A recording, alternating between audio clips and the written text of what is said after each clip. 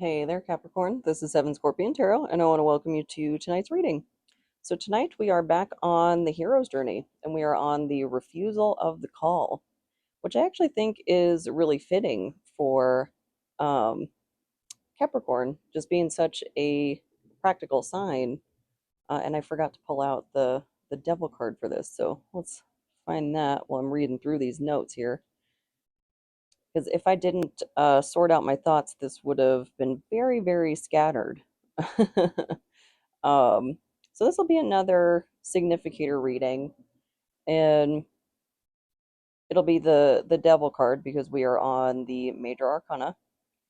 And so the refusal of the call comes after the call to adventure. It's that immediate recoiling of I can't do this. I've got X, Y, and Z going on. I've got a family to take care of. I have to stay here in the ordinary world because the ordinary world needs me. When really what's going on in the background and, the arc of the story is yes, in fact, the ordinary world does need you, and it requires you leaving the ordinary world so you can aid that world. Um, and this is the Game of Thrones tarot. So a good choice for reviewing the hero's journey with such a thorough story that it is, and it's Ramsay Bolton here for the Devil card. Very, very fitting.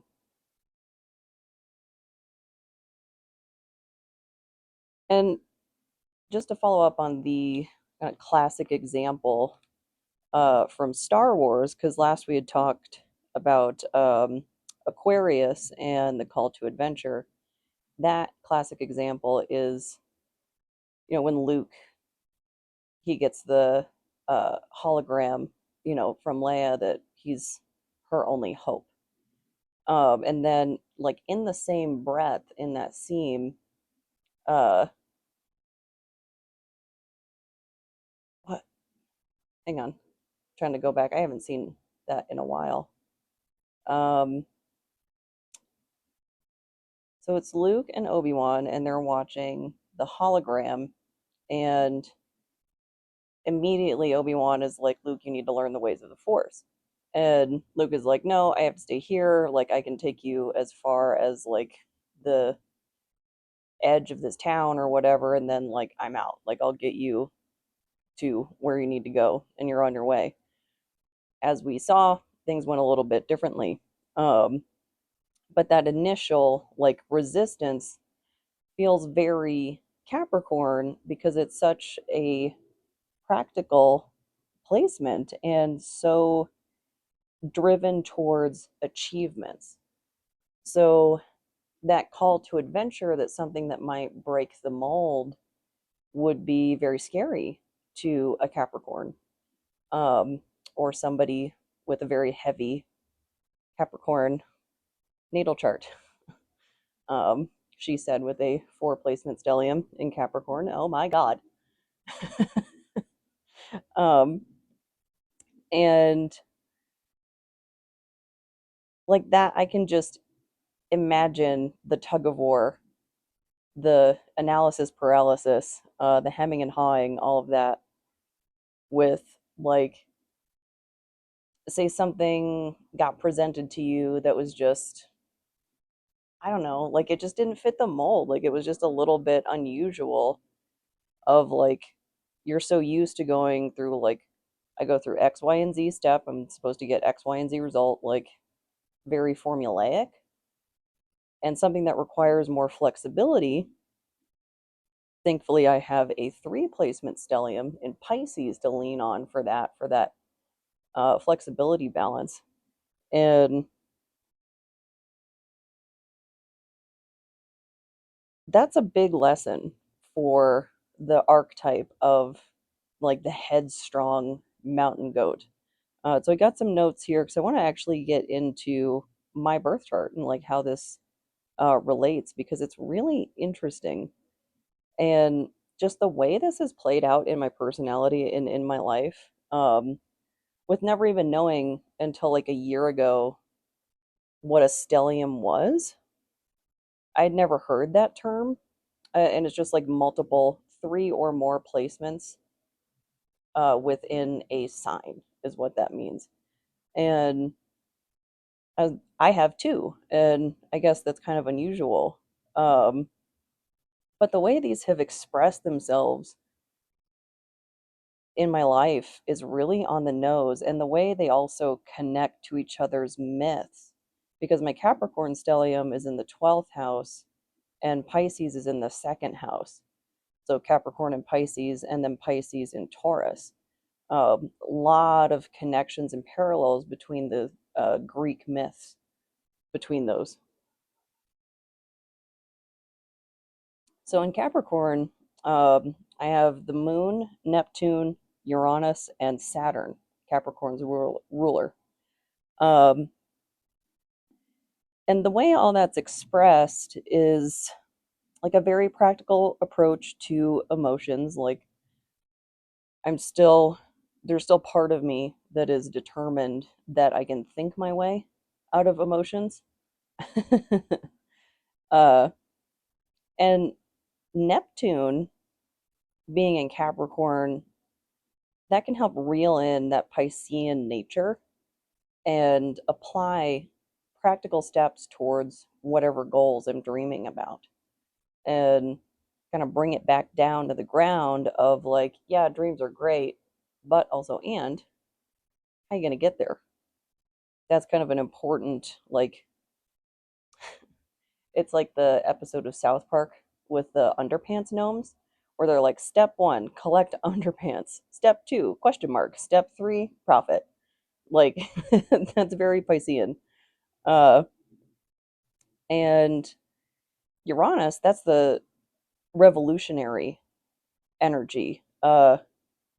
Death card energy is the note that I have here. And that's very, very fitting, given that one of Saturn, and Saturn is the Roman name for the Greek Chronos. And the one of the symbols is the scythe. So very death card. Very transformative energy.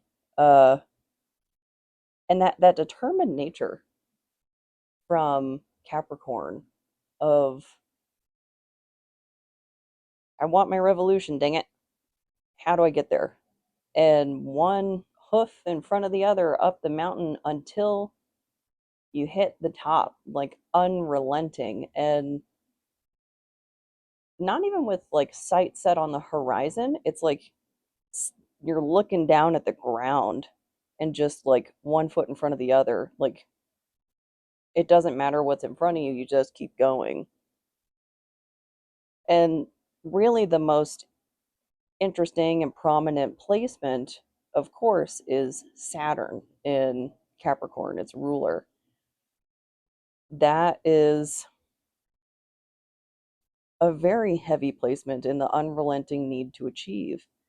And the way that played out in my life, uh, in my childhood home, I left that place and that family structure with a lot of self worth wounds. And the reason being is because attention was attached to achievement. The only way for me to get paid attention to be praised, to get, those things that kids are supposed to just get, like to just get noticed, was to achieve, was to have academic achievements.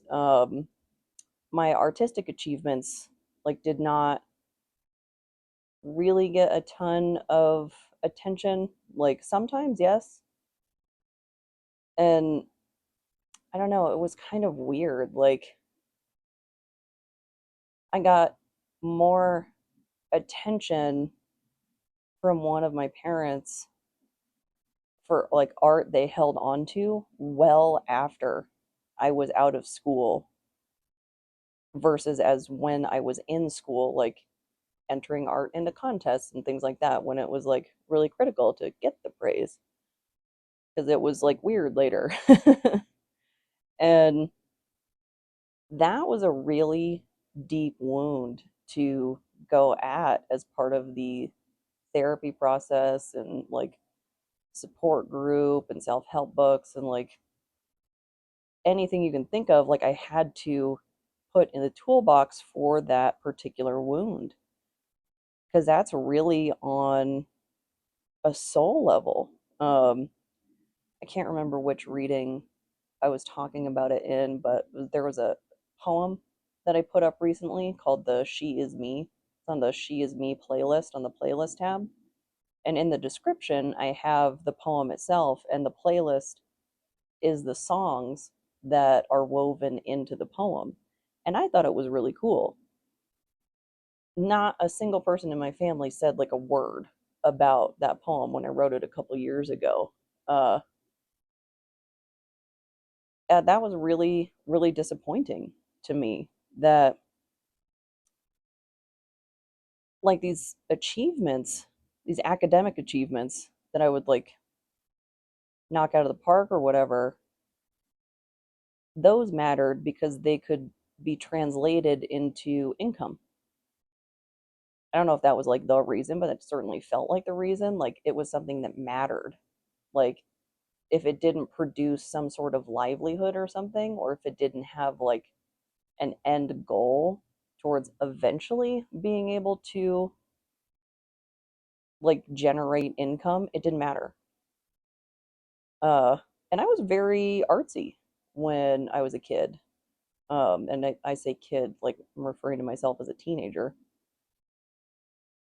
I was in band, I was in choir, I was in art class, and I did a really great drawing of the Pietà. It was just zoomed in on her face, and it was like a pencil and charcoal drawing, and like for a teenager, and even standing like on its own, it was really good. Drawing is a perishable skill. Maybe if I had kept up with it, I could have like kept that going, but life happened and I had to labor. I had to work to live, you know? The reason that was a problem for my development is that that's not how it's supposed to be at home. Like out there in the cold, cruel world, if nobody wants to appreciate my art or pay me for it, like it's disappointing, yes, but it's not like your parents not engaging with you over your art. Like that's a much deeper wound. And one of the criticisms I got constantly was my art was too dark, dark themes, particularly with poetry when it came to that. And like, if I'm expressing things that are too dark, what the heck is going on at home? Like, what is going on in the home life to produce stuff like that? Like, why did when Harry Potter came out, I was like, that's me. I relate to that. The boy under the stairs. Uh oh. And I didn't have, the witherall, the life experience to be like, hey, that's a red flag. And the adults in my life failed me. Of like my teachers, I was isolated from my extended family. Like there was this weird um, telephone game between me and my extended family. Like I was being gate kept. Like I never had first contact with extended family. It always came through the parentals. And it was very limited. I had very limited contact with anybody outside of my immediate, like, 3-person household. And, like, is there any wonder I moved out a week after I turned 18? Mm, I don't think so. But getting into the 3 placement stellium in Pisces in the second house, that's Taurus. And that connection there, Pisces to Taurus, is oh well, I have a note for that later. I'll get into that. But so that's the North Node, the Sun, and Venus. is what my stellium in Pisces is. And so the North Node is like coming from a strict, very structured background to regaining balance through compassion. And the note I have here is something I learned from the channel Witch and Scythe. She'd mentioned something in one of her readings called wrathful compassion.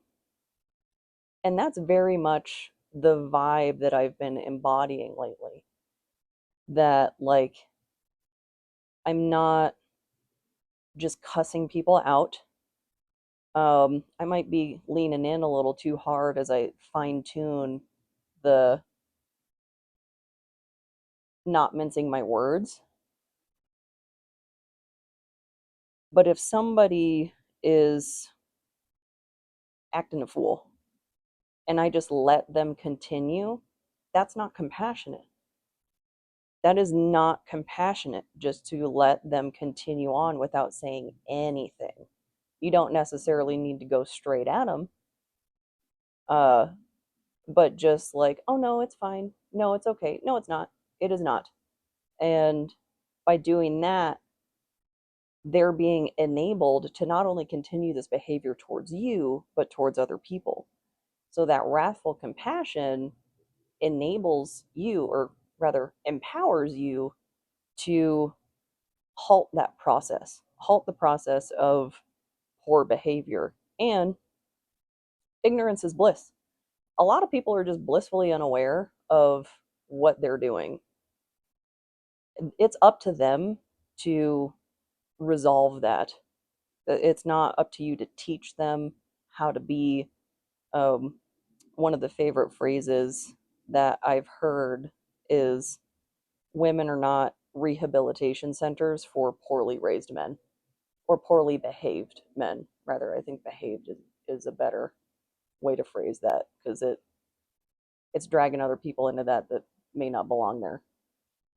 And that was really an eye-opening way to look at compassion. I'm really grateful that I tuned into that reading. And I want to read more into that, get deeper into it. I feel like I get the gist. It's a really cool idea. But having a Pisces sun, that's the dreamer, the idealist, the looking towards the future. So I had mentioned earlier that, like, Capricorn might be looking down at the ground, one hoof in front of the other. Pisces helps, like, lift the head up to the horizon, saying, look for the sunrise, look for the light in the darkness. And Venus in Pisces is its exalted position. Love, creativity, and relationships. And the thing that came to mind here was actually the myth of Ares and Aphrodite, when she was married by Zeus to Hephaestus, the god of the forge, against her will, like to knock her down a peg. And so she had started having an affair with Ares, and Hephaestus had fashioned a golden net for their marriage bed, and they got caught together. And when both of them were caught, like, rather than her responding with shame, her response was, go ahead and watch. And that is so incredibly empowering, because she was married against her will. And I don't know what the Olympian court structure was like and her ability to get a divorce, but I imagine it wasn't great. And she was stuck in that marriage indefinitely. And that is not okay, for her to be married against her will. But the connection to, like, both these stelliums is the birth of Aphrodite. So Saturn castrated Uranus, and when his blood hit the sea foam, Aphrodite was born of that. So that kind of really ties all of these together. Uh, I just thought that was so interesting that like it kind of makes me feel like the "It's Always Sunny in Philadelphia" meme, where he's got like all the pictures on the wall with like the red thread, and he's got like smoking a cigarette, like disheveled and unhinged. Like look at all the connections, like the ramblings of a madwoman. And the other note here I have is Goya's painting Saturn Eating His Children. The reason I bring that up is because that painting has been haunting me my whole life. So I distinctly remember talking about that painting in art class, the same class that I would have done that drawing of the Pietà in. And I don't know why that particular lecture like stuck out in my mind, but cut to, I want to say, several years later, I chose, this was in the before times, before Instagram, where I actually had to go to a tattoo shop and look at um, an artist's portfolio with physical photos because I'm ancient. And I picked the only photo album that had something Egyptian in it for my first tattoo. My first tattoo is an Egyptian. And he just so happened to have Goya's painting as a sleeve. And I was like, whoa, like that's crazy. And I've seen that painting like pop up a few other times, like the movie The Bubble, that movie that came out like during the pandemic. The region only reason I watched it is because Pedro Pascal is in it, and I was joked like, "Oh, it's my celebrity husband," like whatever. But like, had I sneezed, I would have not seen the reference to Goya. It's like 5 seconds long. It's so freaking fast. His character, and it's his character too. It's like that more connections, more ramblings of a madwoman, and he's like scribbling it on the walls of his room as they're quarantined, which is a reference to like how this painting came to be, like the black paintings, the 14 black paintings of Goya. And it just like this painting keeps popping up in my life. And I had such a difficult home life. Like, I don't know. And there's all sorts of other like weird stuff in my background. Like there's a connection to the Freemasons in my family line. Like there's Freemasons in my family line. Like I don't know why I phrased it like that. There's a connection to. There are Freemasons in my family line. And I'm related to, allegedly, I haven't actually verified this, so this could be false. Uh one of the women who were hung in the Salem witch trials. And then like both my Irish and Scottish surnames, they're old. They're really old names. And one of them is a big name, a well-known name. And I'm like, this is weird. Like this is super weird. And it's like weird enough that I could be freaked out of some like call to adventure of something that came my way that I would talk myself out of like I'm not deserving of this. I haven't worked hard enough. I haven't done the Capricorn thing of I've done everything in painstaking detail, and there's not a single person on the planet that's better at this than me, so I'm just barely good enough to do it. Like, you can give me last place now. Like, the self worth issues run deep in the Capricorns. And I've always had such a headstrong approach to adversity. Like, it's something that I talk a lot about what I've been criticized on, but I don't talk a lot about what I've been complimented on through my life, and it's my resilience. That's one of the things that I've had some interesting conversations throughout the year of people throughout the years of people just like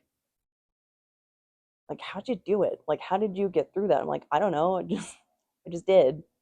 Like one foot in front of the other. Like how do you eat an elephant? Like one bite at a time. I don't know.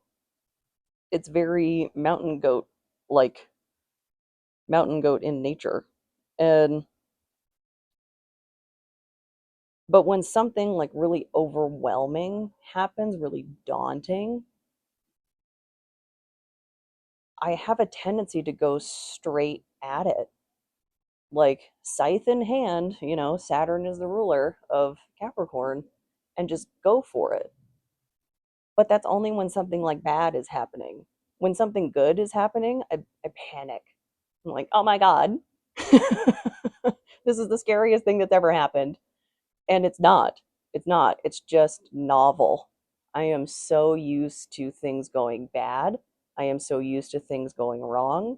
My very first instinct on a soul, like, um, chemical DNA level, atomic level, would be like, nope, that's not for me. I haven't worked hard enough yet, which is ridiculous. I have. So let's actually get into the reading because I've been rambling for a considerable amount of time, actually. If anybody is still here, I appreciate that. Otherwise, this will just be a little vlog episode for myself.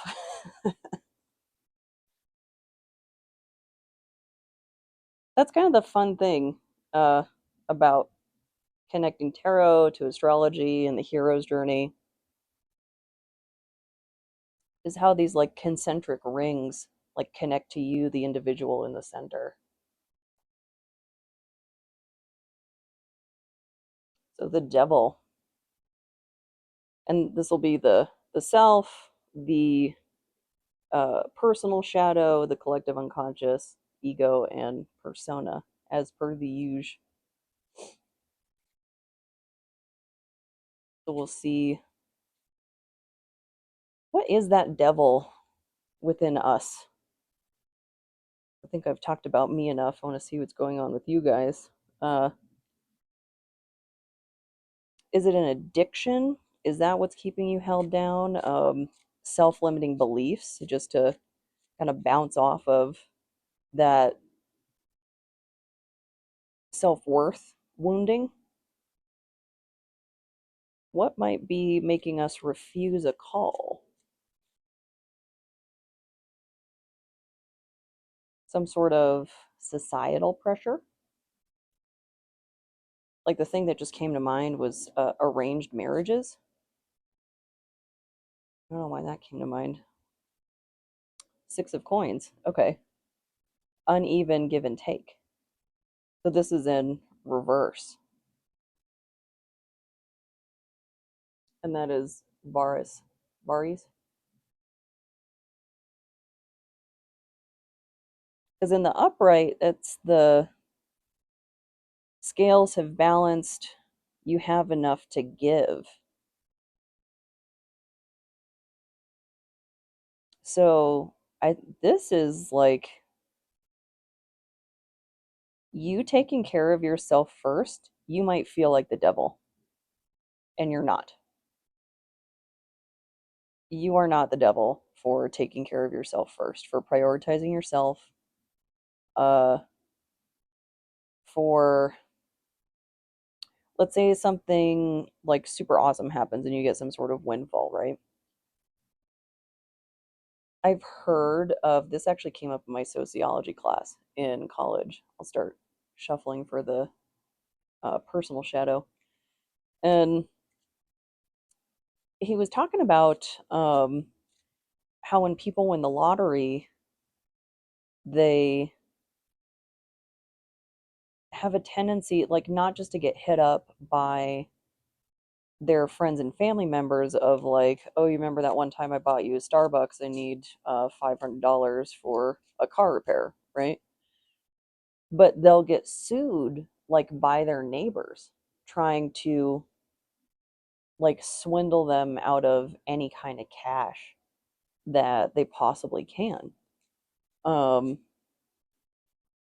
I can't remember what, like, there was like a phenomenon for that. I can't remember what it was called, but it was just like if anybody knows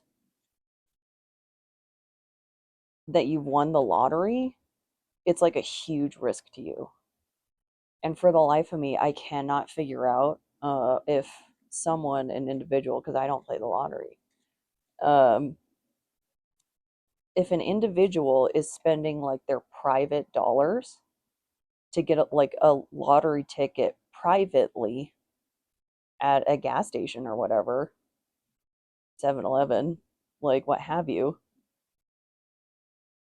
uh, why do they need to announce it to the world? Like there's like laws and stuff around that. Like in order to accept the funds, you have to show your face or something.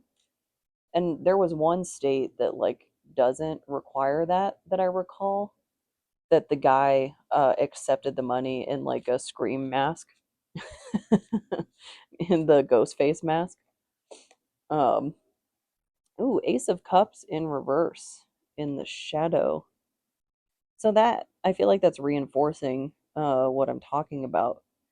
That like fake love, like some fake love wounds. Like suddenly you're gonna hear from like Jim Bob and Mary Beth from high school, after you win the lottery, and they're gonna be like, "Oh, hey, like remember that day that I lent you lunch money? Like I need a new car."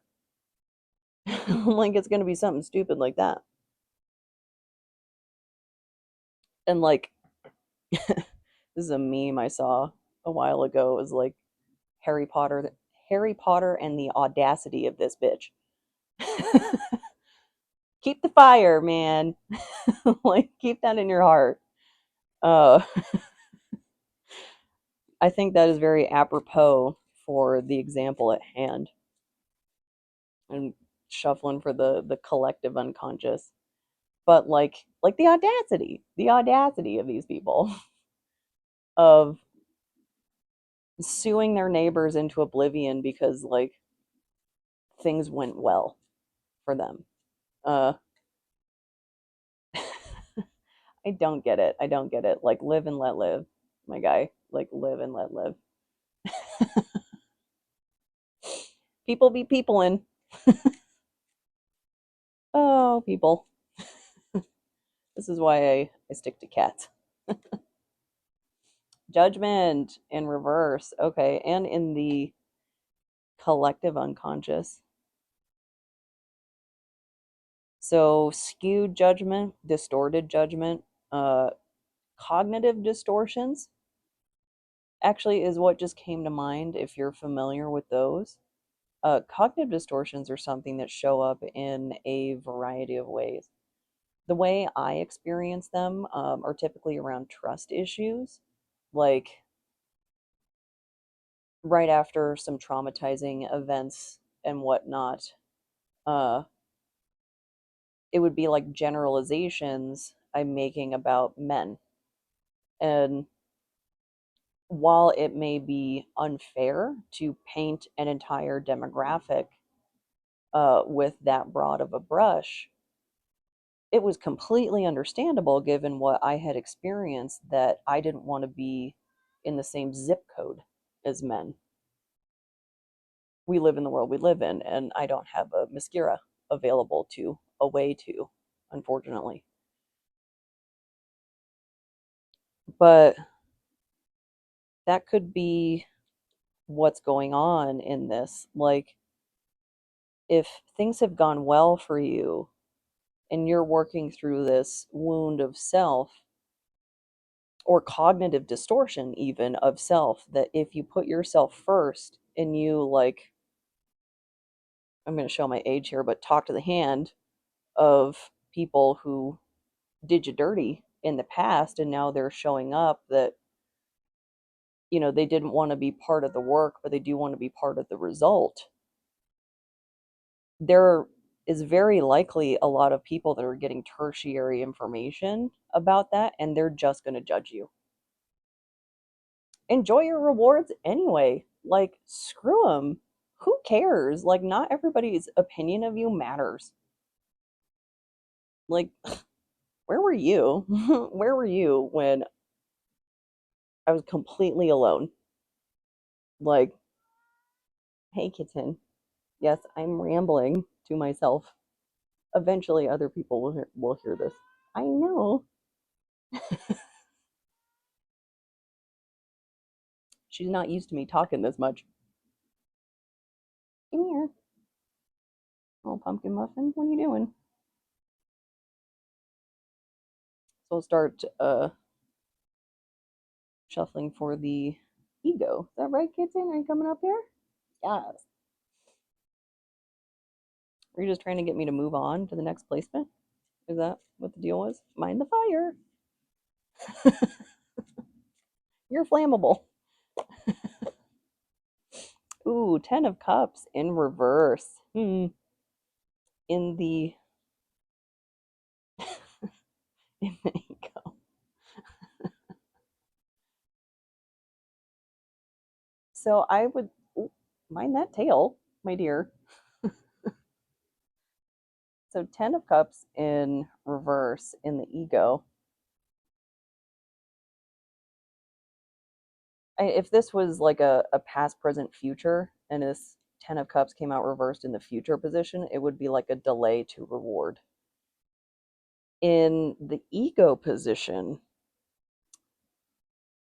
I would say this seeing yourself as the devil and potentially giving into like fake love and unsolicited judgments and things like that, that can like sour your reward. And you deserve that, like after all the hard work you've done. This is the like perception is not reality. One of the unusual things I experienced in my home uh, was phrases that were just like repeated over and over and over and over again rather than like me being engaged with. And it'd be things like perception is reality. Um, it's only illegal if you get caught. If you hold out your fist and they walk into it, it's not your fault. Super cool lesson for a child who doesn't understand nuance. That's for adults, not children. Like, I'll start shuffling for the persona. Maybe the cards are coming out so fast because I was blathering on at the beginning so long. But the persona is going to be that exterior part of your psyche, like how you're interacting with the external world, or your rising sign would be the other way to read that as well. You want to kind of integrate that into the Jungian map of the soul.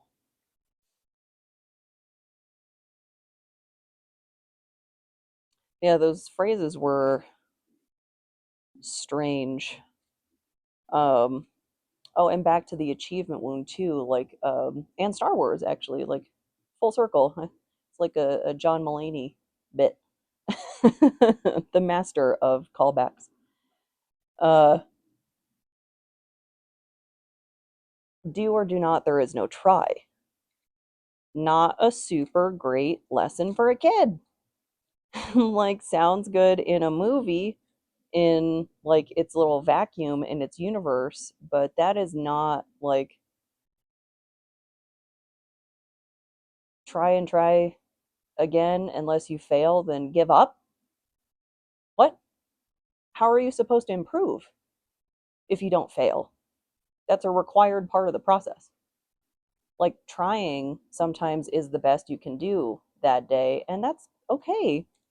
And that sometimes is extremely admirable if you're going through something overwhelming, difficult, you're exhausted, you're just a human being on this mortal coil. If all you can do is try, try. That's okay. Oh, people. I feel a little ranty still and again.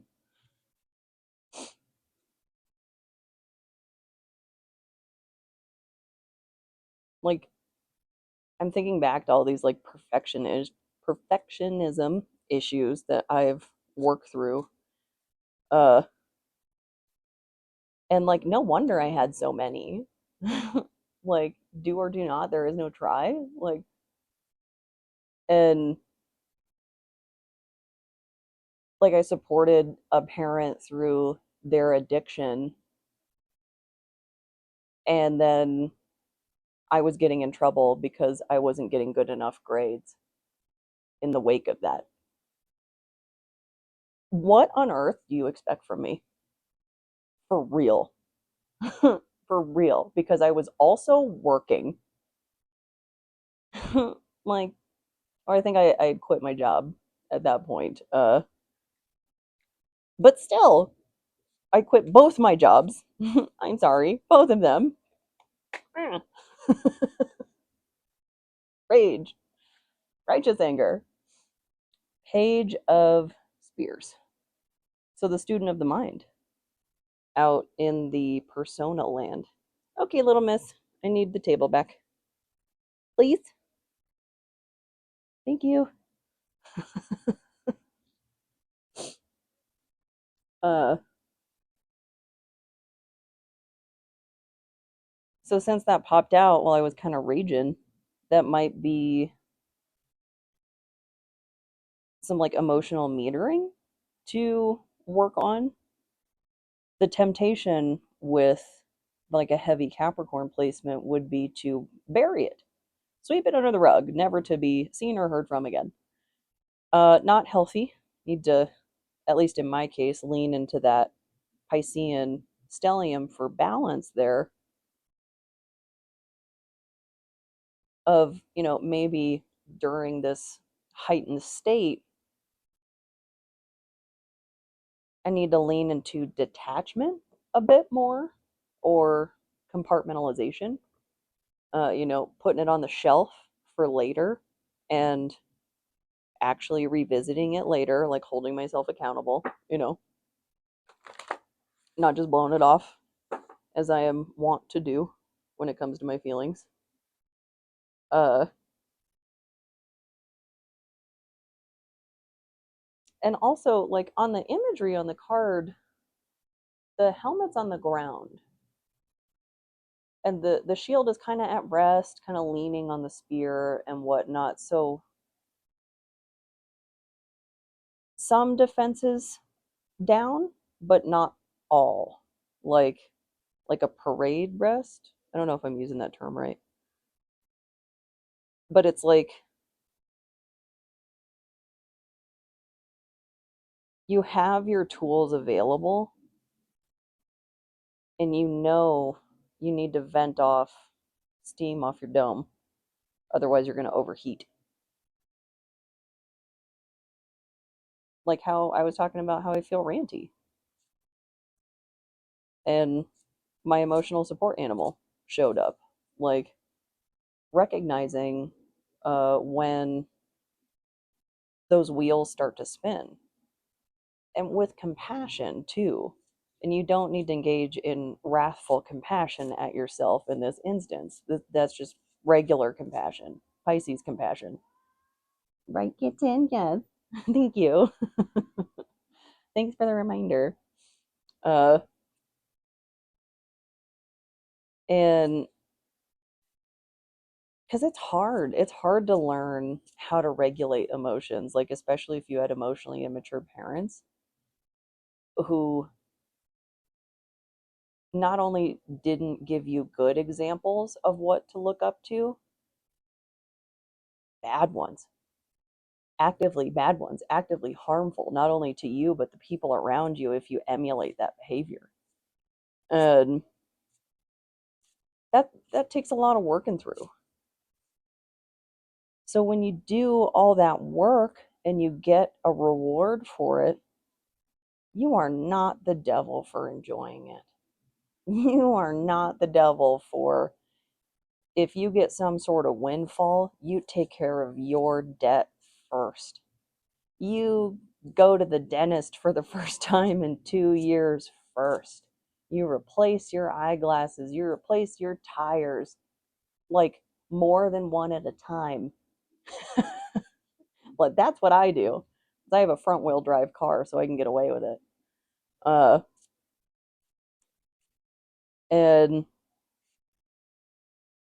like really looking at your situation once you're given the rewards to right the ship, you first. Like say it with me. I come first. Put on your oxygen mask first. That's just a must. And maybe that's like another reference to the Ace of Cups over here in the shadow. Like you can't pour from an empty cup.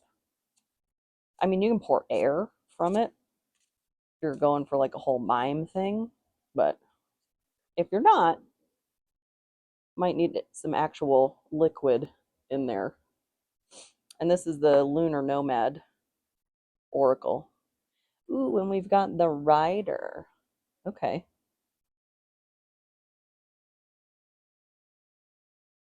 So this looks like a lot of travel. Got a camel, some cacti. But these look like American cacti, like um South American, I guess. Or probably in the Southwest in the United States too. Not that I'm a cactus expert or anything,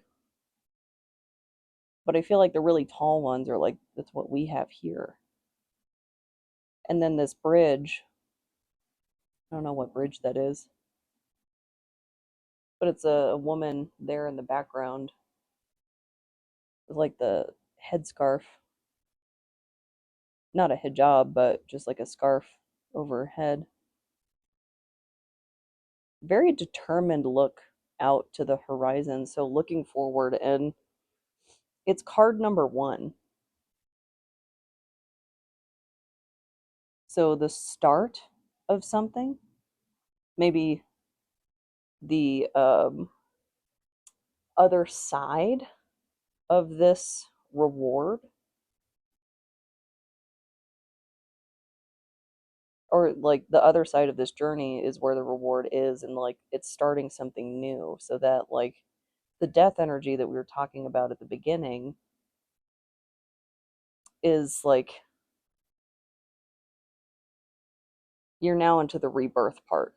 So we've gone through the death part and rebirth, and then the life part comes after that. So maybe this is actually the life stage and not the rebirth stage. The rebirth lies, or the reward lies in the rebirth. There we go. Words.